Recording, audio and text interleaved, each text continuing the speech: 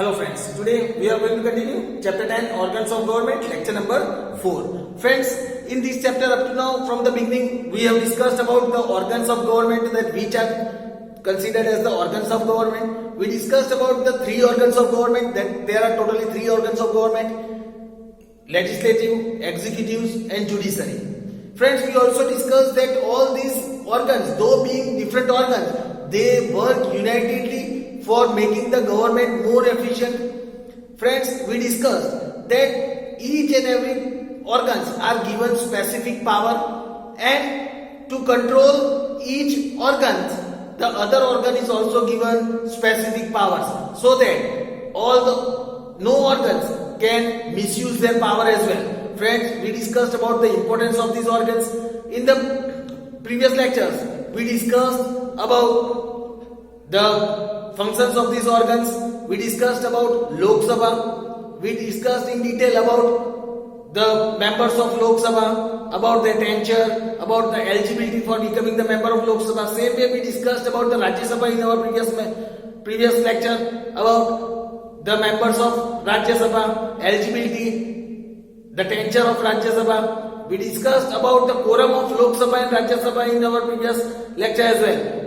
Now, in today's lecture, we are going to discuss about Parliament. Let us understand about Parliament. Today we are going to discuss about the Parliament. The Parliament does the task of framing laws for the nation. It does the task of framing laws for the nation. The Indian Parliament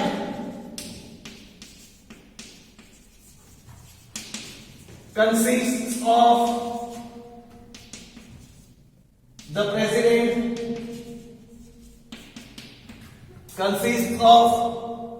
President, the lower house, that is the Lok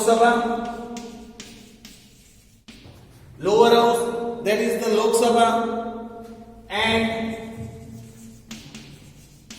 the Rajya Sabha,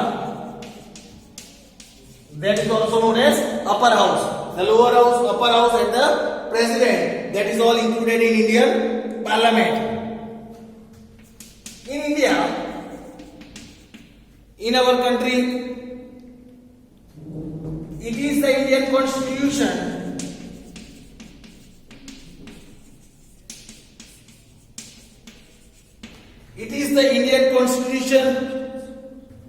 which is supreme.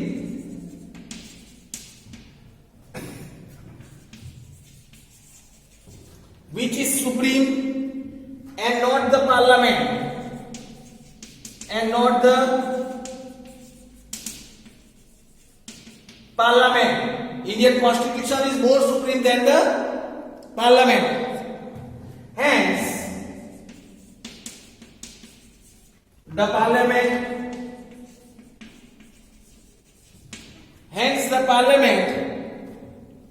has to enjoy its power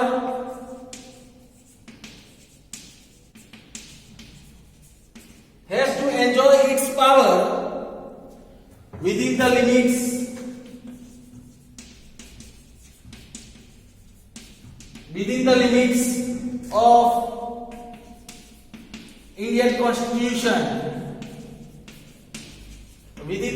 of Indian Constitution.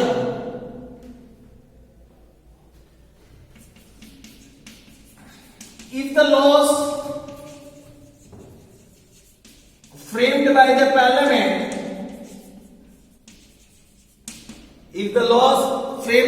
Parliament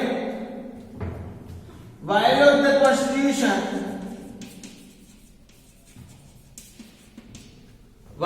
the Constitution, then they can be challenged then they can be challenged in the court. In the court, if the laws framed by the parliament, they are violating the constitution, then they can be challenged in the court. If the court finds the framed laws, if the court finds the framed law are against the provisions of the constitution, if the court finds that the laws are against the provisions of the constitution, then the court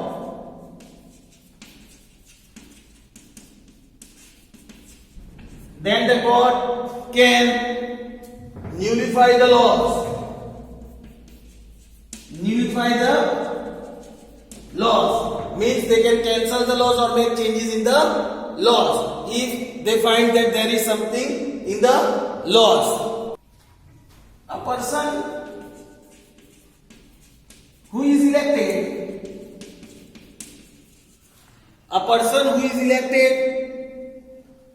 in any house of the parliament, in any house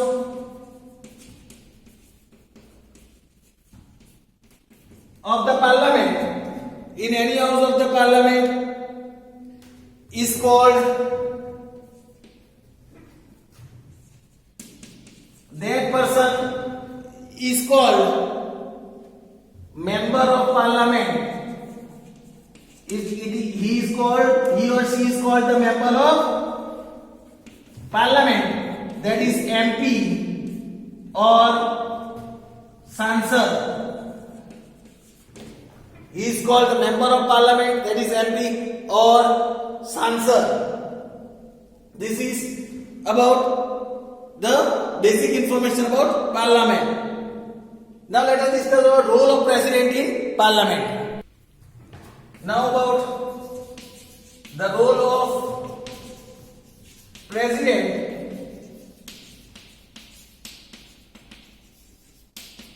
in the parliament. Here it is said,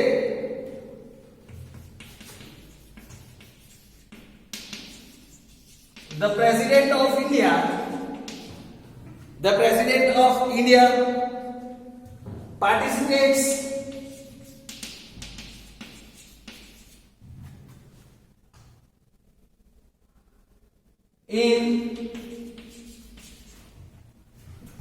participates in both the houses. The President of India participates in both the houses. The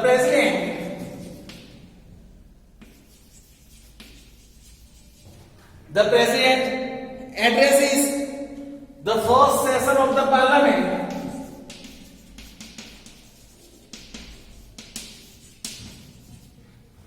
Addresses the first session of the parliament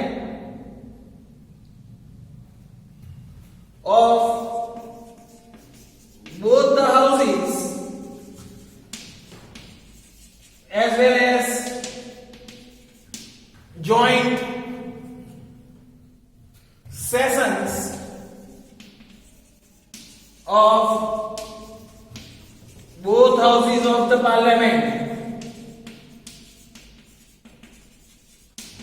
Addresses the joint session of both the houses of the parliament. Then here it is said, besides these two occasions,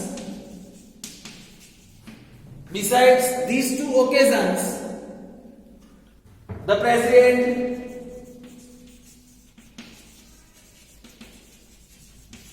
never attends the parliament.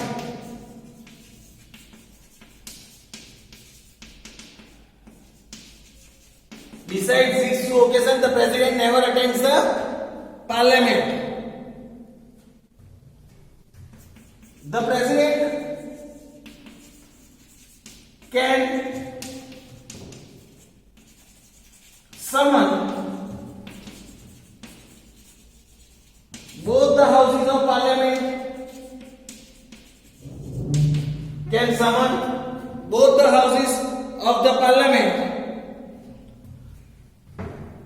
can withhold the proceedings, can withhold the proceedings of both the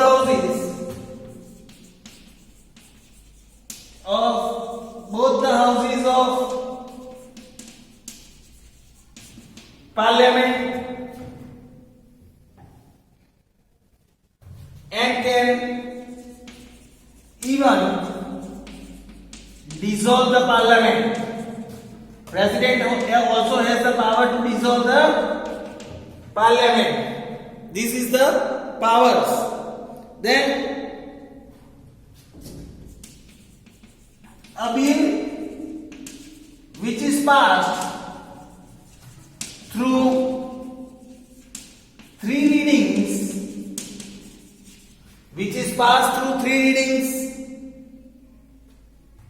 in both the houses,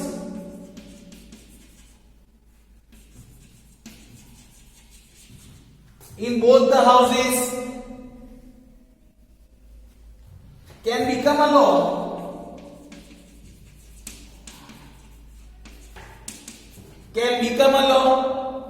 only after the president signs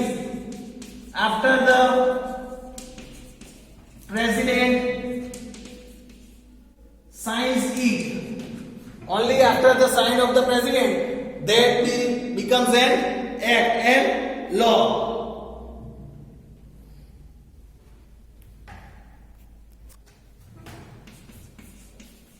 The Vice President of India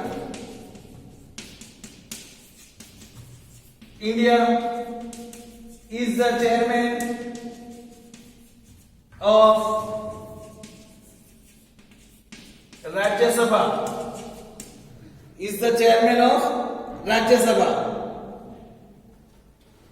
The deputy chairman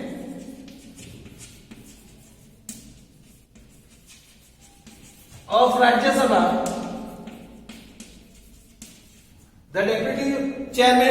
Rajya Sabha, is elected by the members of Rajya Sabha,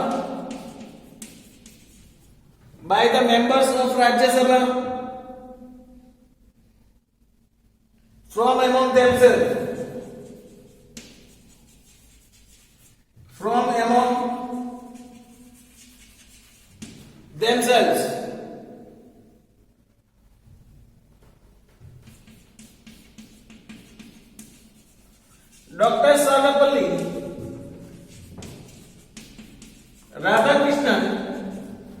Dr. Sarvepalli Radhakrishnan was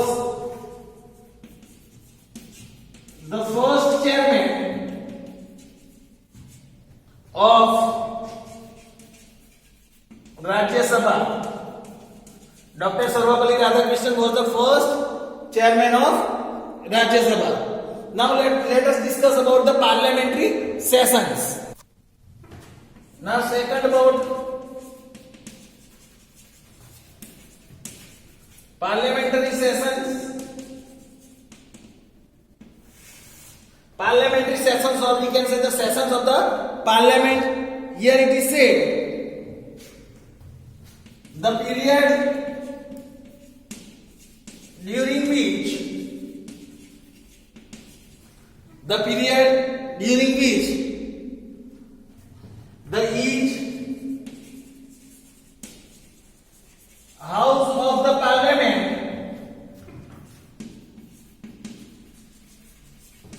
each house of the parliament meets to conduct its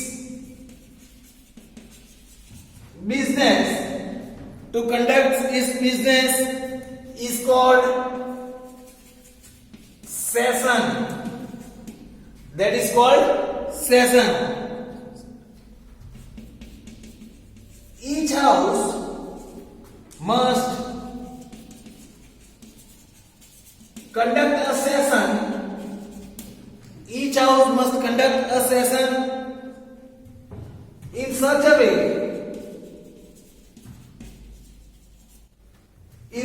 way that there does not occur a gap of more than 6 months,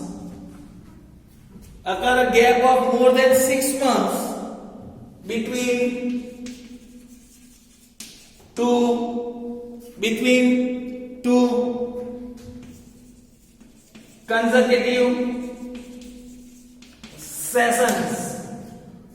two consecutive sessions. Generally, each house of the parliament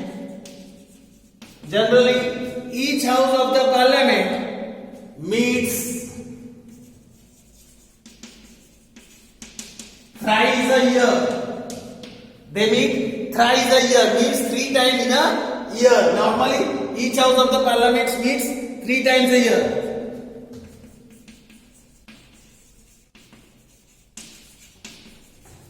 The sessions of the meetings are called first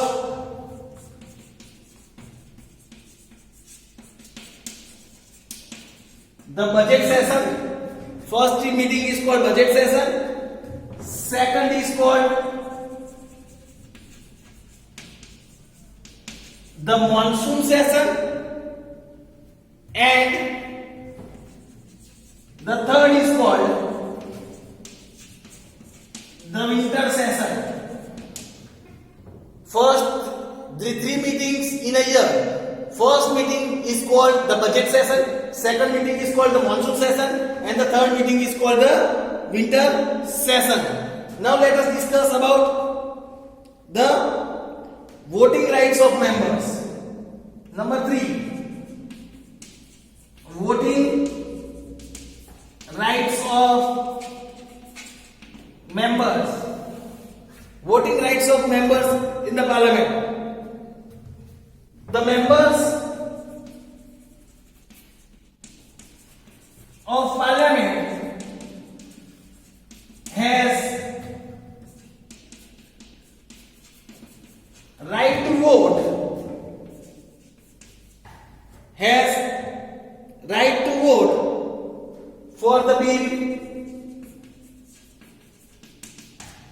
For the bill brought in the house, bill that is the proposal of law brought in a house. Whatever proposal of a law is brought in a house, for that bill, each and every member has the right to vote. A member can vote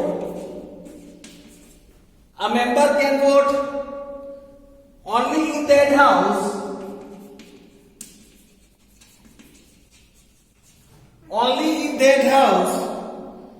in which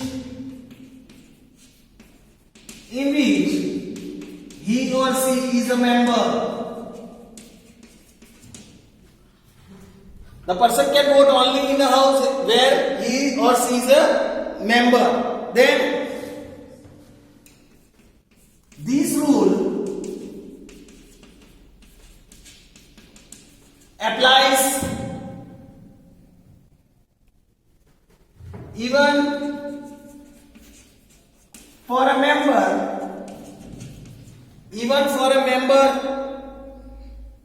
of cabinet ministry. Even for a member of cabinet ministry, means who has given the cabinet. For them also this is the same. Now number 4, right of member to attend proceeding. Right of members to attend proceedings. A member of the House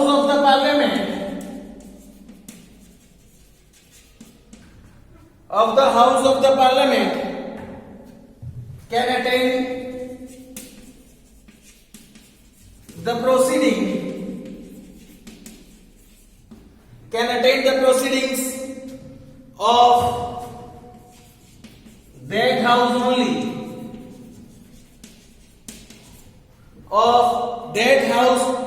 only, means he can attend the proceeding of only his own house only. However, a member of cabinet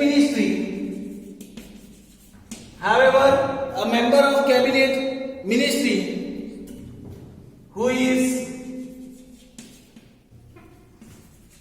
not the member of Lok Sabha has the right to attend the proceedings of both the houses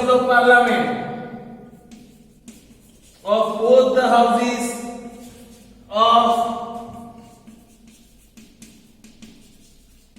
parliament. He can attend both the house of the parliament. So friends, here was the information about parliament. Now friends, let us discuss about the functions and the power of parliament. How this parliament functions and what are its powers. Now about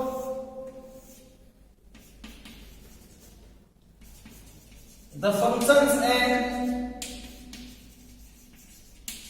powers of.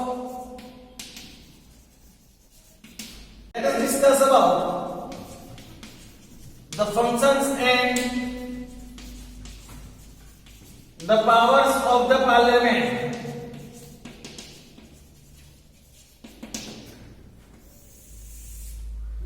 Functions and the powers of the parliament.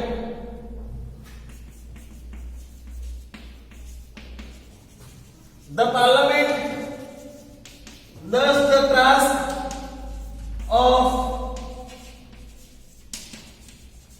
framing laws for the nation.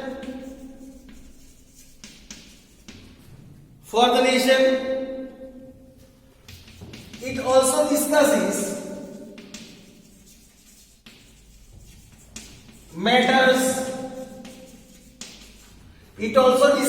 matters related to social,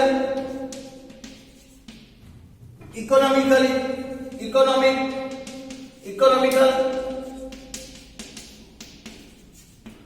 political, defense, and foreign issues.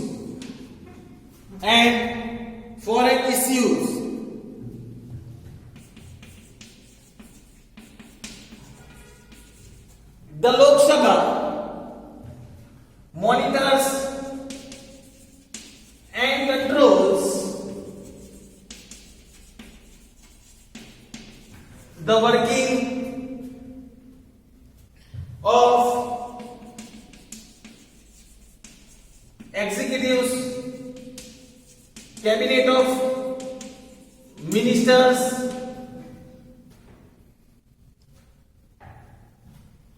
and the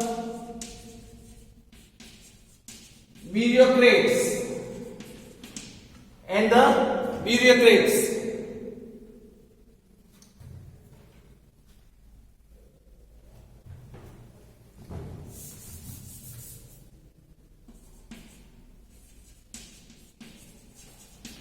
And the bureaucrats.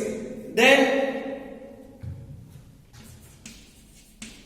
Lok Sabha has the direct control. Lok Sabha has the direct control over the use of public funds. Over the use of public funds. It is the work of the elected members to see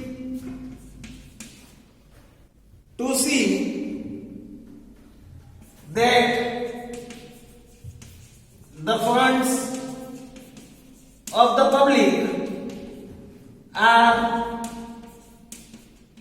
utilized properly. The funds of the people are utilized properly. That is the work of the selected members.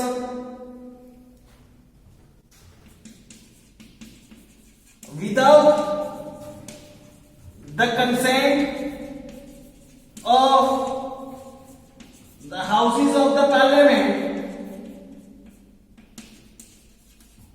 without the consent of the houses of the parliament, no new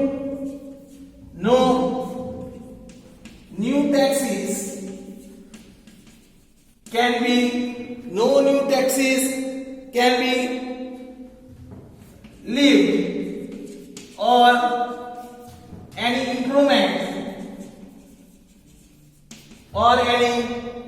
improvement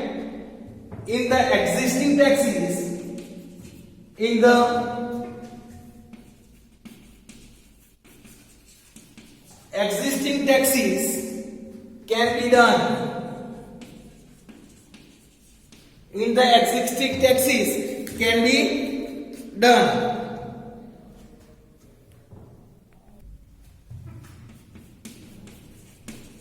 The houses of the parliament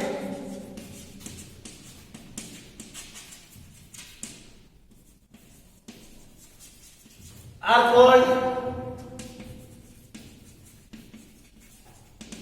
the custodians of the public funds. They are the custodians of the public funds because these houses manages the public fund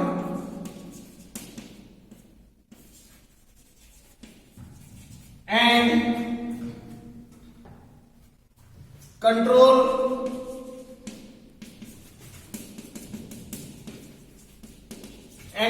the executive who implements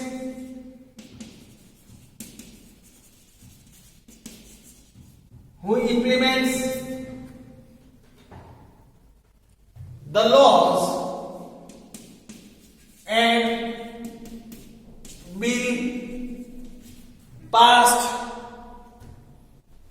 and bills passed in the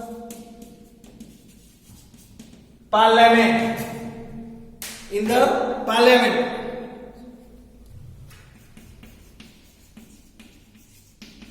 The parliament also has the power to remove president,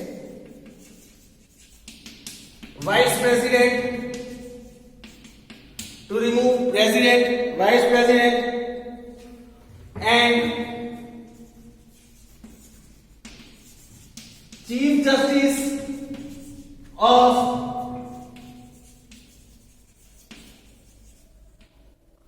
Supreme Court and Chief Justice of Supreme Court, as well as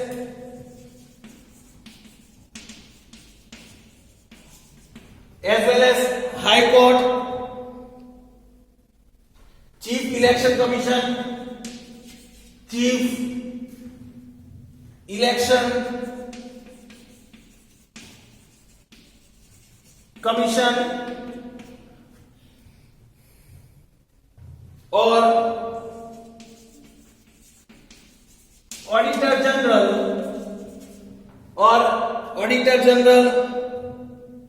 or Attorney General. They all can be removed from their post by the Parliament. The Parliament can remove these people. The Parliament can remove these people if it gets satisfied. If it gets satisfied about the charge of proven misbehavior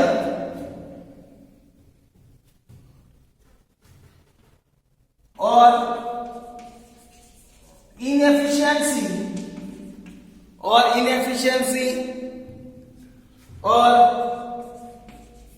violation of the Constitution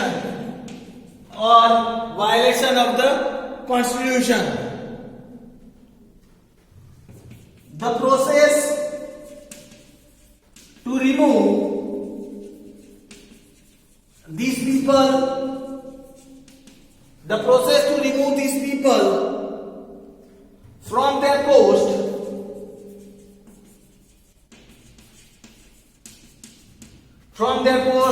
is called impeachment.